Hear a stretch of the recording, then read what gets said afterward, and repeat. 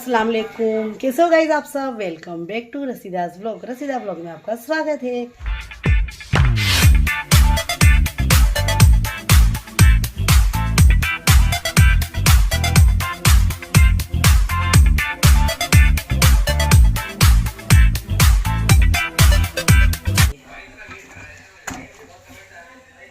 है ना, मस्त के फुलके हमारे देखिए उतर रहे हैं।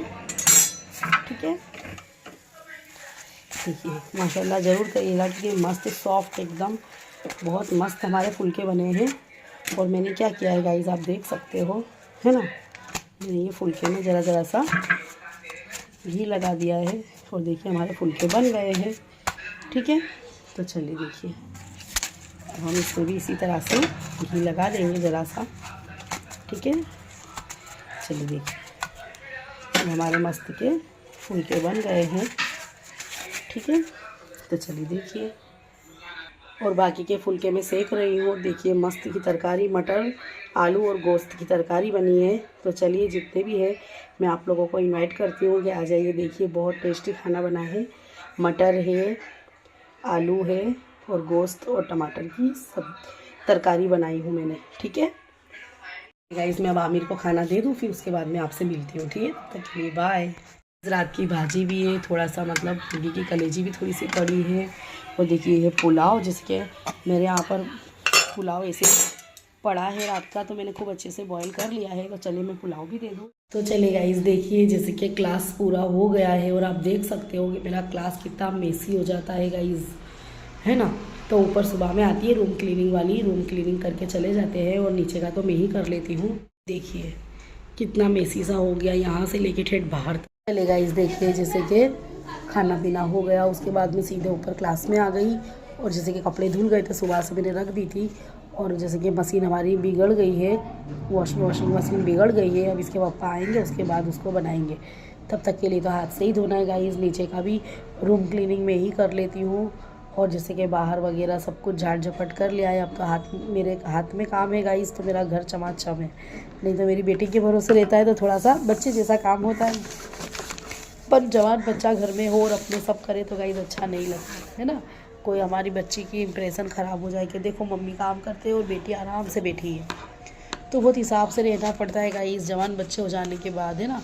तो इस तरह से रहना चाहिए कि हमारी बेटी को भी एम्पैरिस फील ना हो, मतलब कोई हमारी बेटी को बुरा ना बोले, कोई हमारे बच्चे को कोई गलत ना बोले। उस हिसाब से हमको माँओं को समझना चाहिए कि हमको बेटियों को साथ लेते हुए और सब तौर तरीके सिखाते हुए चलना चाहिए, है ना, ताकि उनको भी कहीं भी जाएंगी तो हमारा अच्छा नाम होना चाहिए। ठीक है, तो गाइस जैसे कि मैंने तो आपके साथ शेयर नहीं की, तो जैसे कि मैंने जब मेरे वहाँ जा रहे थे, मेरे हस्बैंड और मेरी बेटी जब जा रहे थे इनकी बहन के वहाँ लखनऊ, तो गाइस मैंने रास्ते के लिए थेपले बना दिए थे।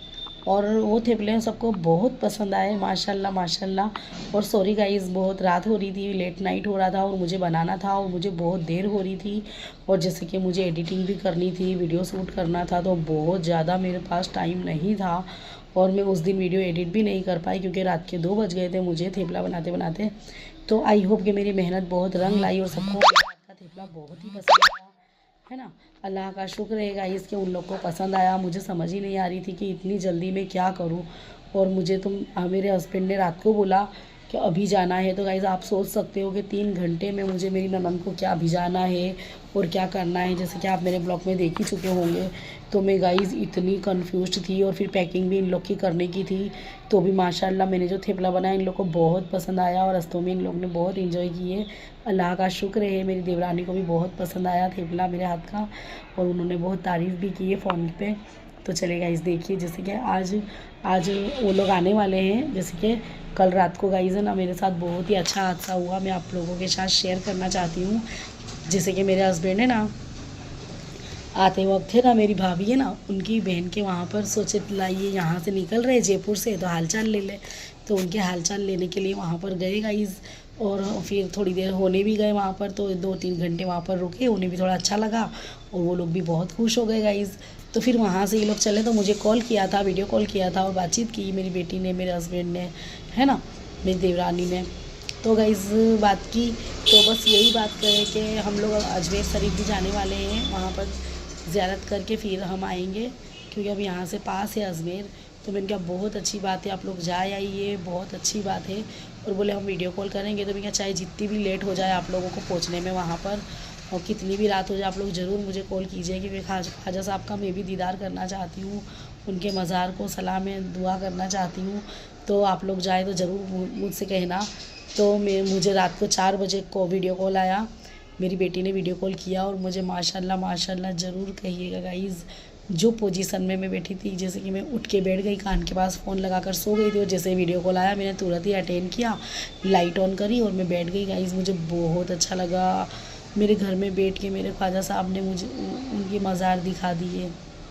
कितना मैं शुक्रिया अदा करूँ, मुझे चलना भी नहीं पड़ा, मुझे थकना भी नहीं पड़ा, मुझे बहुत आसानी से मेरे ख्वाजा साहब, मैं कभी सोच भी नहीं सकती थी कि मेरे घर में बैठे बैठे मैं ख्वाजा साहब के दीदार कर पाऊँगी।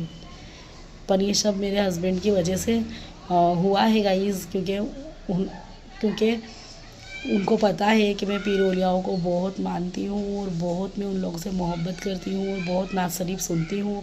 तो ये सब पॉसिबल मेरे हस्बैंड की वजह से हुआ है गाइज़, है ना। तो मैं मेरे हस्बैंड को थैंक्स कहना चाहूँगी, वो आएंगे तब भी मैं उन्हें थैंक्स कहूँगी। क्या कुछ आज उनके वजह से घर में बैठकर मुझे ख्वाजा साहब के दीदार हो गए, है ना। 2 बार बाहर का भी नज़ारा मुझे वीडियो कॉल कर दिखाया, और अंदर का भी मैंने सलाम दुआ करी, सबके लिए दुआएं खैर की। और मैं तो गुमसुम ही हो गई बिल्कुल, मैं तो जैसे कि अपने आप को मतलब वो नहीं कर पा रही थी कि मैं किस तरह से, मैं कभी सोच भी नहीं सकती थी कि घर के अंदर ख्वाजा साहब का मुझे दीदार हो जाएगा। मेरे पीर बहुत ही हर एक के दिल जानने वाले हैं, है ना। तो मेरे दिल को कितना अच्छे से उन्होंने समझे, और कितना अच्छे से मैं कभी सोच भी नहीं सकती थी। पता है गाइस, मैं कितनी बार अजमेर जाने का कह रही हूँ कि मुझे जाना है, ख्वाजा साहब के वहाँ जाना है, मुझे हाज़िरी देनी है।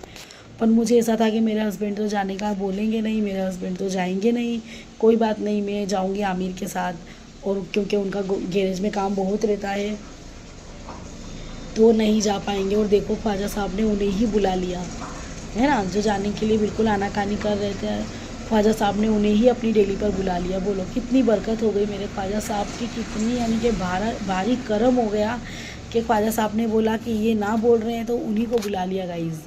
और उनके साथ साथ मेरे देवर को, मेरे जेठ के लड़के को, उन सबको भी ख्वाजा साहब ने अपने मज़ार पे बुला लिया। मुझे बहुत ही खुशी हुई, और मुझे बहुत ही अच्छा लगा, क्योंकि मैं तो जाने के लिए 2-3 महीने से तड़प रही हूँ कि मैं कब चले जाऊँ, और मुझे घर में बैठे बैठे दीदार हो गए गाइज़। मुझे ऐसा ज़रा भी नहीं लगा कि मैं ख्वाजा साहब के दरबार में नहीं गई, मुझे ज़रा भी ऐसा फ़ील नहीं हुआ। मुझे ऐसा लगा कि मैं वहीं पे खड़ी हूँ, और मुझे बहुत ही अच्छा लगा। और मेरे सब्सक्राइबर, मेरे व्यूवर्स को भी मैं ये सब बताना चाहती हूँ कि देखिए, अगर दिल से हम किसी को चाहते हैं ना, तो मैं ख्वाजा साहब से ऐसे ही कहती थी कि यार ख्वाजा साहब, मैं आपके वहाँ पर नहीं आ सकती, पर आप तो मेरे यहाँ पर आ सकते हो, आप मेरे घर आइए, मेरे अंगना में आओ ख्वाजा जी। मैं इस तरह से ऐसा बोलती थी, और मुझे कल बहुत ही अच्छा लगा। ऐसा लगा जैसे मैं मज़ार में खड़ी हूँ, और मुझे ऐसा लगा ख्वाजा साहब का मज़ार दिखा, बहुत ही अच्छा लगा गाइज़ मुझे, है ना। ये सब दिल की बात होती है गाइज़, जो समझे उसके लिए, जो ना समझे उसके लिए बकवास है, और जो समझे उसके लिए बहुत कुछ है। आई होप कि मेरे व्यूवर्स तो अच्छे से समझ रहे होंगे, और मेरे सब्सक्राइबर अच्छे से समझ रहे होंगे कि मैं क्या कहना चाहती हूँ। आफ्टर ऑल 2 साल हो गए मुझे, है ना, आप लोग से बात करते हुए, तो आप लोग भी मुझे जान गए होंगे। चलिए गाइज़, यहीं पर मैं आज अब आने वाले हैं वो लोग, तो मेरे जाना पड़ेगा शायद तक के मेरे जेठ के घर जाना पड़ेगा शायद, क्योंकि मेरे देवर का भी फ़ोन आया कि भाभी आप लोग वहीं पर आ जाइए, और सब मिलेंगे, वहाँ की सब बातें करेंगे, सब इंजॉय करेंगे, और वहीं पर खाना बनेगा, आप भी वहाँ पर आ जाइए। तो शायद मुझे नहीं जाना था, मगर इतने प्यार से कोई इज़्ज़त देता है और बोलता है, तो गाइस उनका मान रखना पड़ता है। बिल्कुल मन नहीं है, मगर फिर भी मैं जाऊँगी, है ना, तो जाना पड़ेगा, है ना, अपनों की खुशी के लिए। अपने मतलब इस तरह से अपनों की खुशी के लिए अपने थोड़ा अगर वो हो भी जाएंगे ना गाइज़, तो कोई बात नहीं है, क्योंकि अपने खुश है ना। तो चलिए, यहीं पे ब्लॉग का मैं एंड करती हूँ। आई होप कि मेरा ब्लॉग आपको अच्छा लगा होगा। अगर मेरा ब्लॉग आपको अच्छा लगा हो तो लाइक, शेयर एंड सब्सक्राइब ज़रूर कीजिएगा। नहीं दिल हो फिर भी कीजिएगा। तो चलिए, बाय, अल्लाह हाफिज़।